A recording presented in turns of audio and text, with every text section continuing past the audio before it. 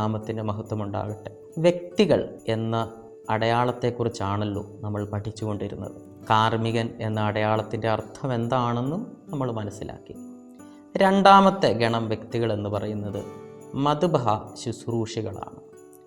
യഥാർത്ഥ മദ്ബഹ ശുശ്രൂഷികൾ എന്ന് പറയുന്നത് മിശംശാനമാരാണ്, ഡീക്കന്മാരാണ്.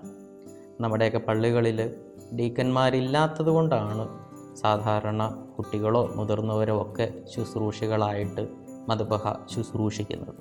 മിശംശാനമാരാണ് യഥാർത്ഥത്തിൽ ഈ മദ്ബഹായെ ശുശ്രൂഷിക്കുന്നത്, പരിശുദ്ധ കുർബാനയിൽ സഹായിക്കുന്നത്.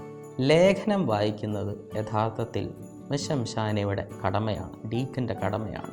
ലേഖനം വായിക്കുന്ന മിശംശാന ഗബ്രിയേൽ മാലാഖയുടെ പ്രതീകമാണ്. പഴയ നിയമം വായിക്കുന്ന മിശംശാനയുണ്ട്, അദ്ദേഹം മിഖായേൽ മാലാഖയുടെ പ്രതീകമാണ്. ധൂപം അർപ്പിക്കുന്ന മിശംശാന റഫായേൽ മാലാഖയുടെ പ്രതീകമാണ്.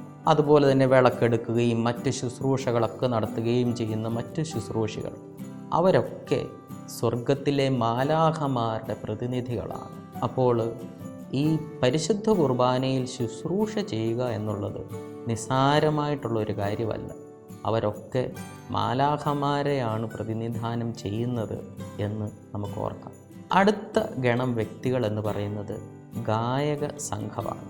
ഗായക സംഘം എന്ന് പറയുന്നത് ആരാധനയിൽ വളരെയധികം പ്രാധാന്യമുള്ള ഒരു കൂട്ടരാണ്. കാരണം ദൈവജനത്തെ ദൈവസ്തുതികൾ ആലപിച്ച് പാടിപ്പുകഴ്ത്തുവാൻ വേണ്ടി ദൈവജനത്തെ സഹായിക്കുകയാണ് ഈ ഗായക സംഘം ചെയ്യുന്നത്. അതുകൊണ്ട് തന്നെ അവർ ദൈവജനത്തിൻ്റെ സഹായികളാണ്. അതോടൊപ്പം അവരും ദൈവത്തെ സ്തുതിച്ചുകൊണ്ടിരിക്കുകയാണ്. അവർ ആരുടെ പ്രതിനിധികളാണ്? സ്വർഗത്തിൽ അനേകം ക്രോവേന്മാരും ശ്രാപ്പേന്മാരും ദൈവത്തെ പരിശുദ്ധൻ എന്ന് പ്രകീർത്തിച്ചുകൊണ്ടിരിക്കുകയാണ്. ഈ 10,000 അടങ്ങുന്ന ക്രോവേന്മാരുടെയും ശ്രാപ്പേന്മാരുടെയും പ്രതിനിധികളാണ് ഈ ഗായക സംഘം. അതുകൊണ്ട് തന്നെ നമ്മുടെയൊക്കെ ഗായക സംഘത്തിൽ കൂടുതൽ ആൾക്കാരുള്ളത് വളരെ നല്ലതാണ്, അത് അഭികാമ്യമാണ്.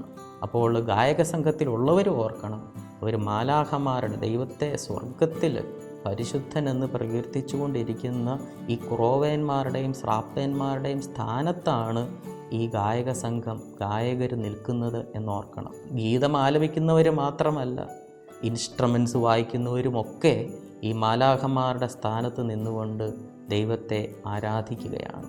സമൂഹം അത് വ്യക്തികളുടെ കൂട്ടത്തിലെ ഒരു ഗണമാണ്.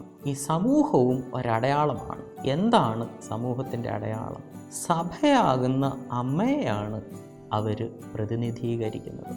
അതുകൊണ്ട് ദൈവജനം, നമ്മൾ ദേവാലയത്തിൽ വന്ന് നിൽക്കുമ്പോൾ ഓർക്കുക, ഞാൻ ഒരു വ്യക്തിപരമായ ഒരു വ്യക്തിയല്ല ഞാൻ, മറിച്ച് ഞാൻ സഭയുടെ പ്രതിനിധിയായിട്ടാണ് ഞാൻ വന്ന് നിൽക്കുന്നത്. സഭയാകുന്ന അമ്മയുടെ പ്രതിനിധിയായിട്ടാണ് ഞാൻ വന്ന് നിൽക്കുന്നത്. അതുകൊണ്ട് ആ ഒരു ബോധ്യത്തോടെ ഞാൻ ദേവാലയത്തിൽ നിൽക്കണം. കാർമികൻ ഈശോയുടെ പ്രതിനിധിയായിട്ട് നിൽക്കുമ്പോൾ ദൈവജനം സഭയാകുന്ന ആ ശിരസിൻ്റെ ശരീരമായ സഭയുടെ പ്രതിനിധിയാണ് എന്ന ബോധ്യത്തോടു കൂടി നമുക്ക് പള്ളിയിൽ നിൽക്കുവാൻ പരിശ്രമിക്കാം.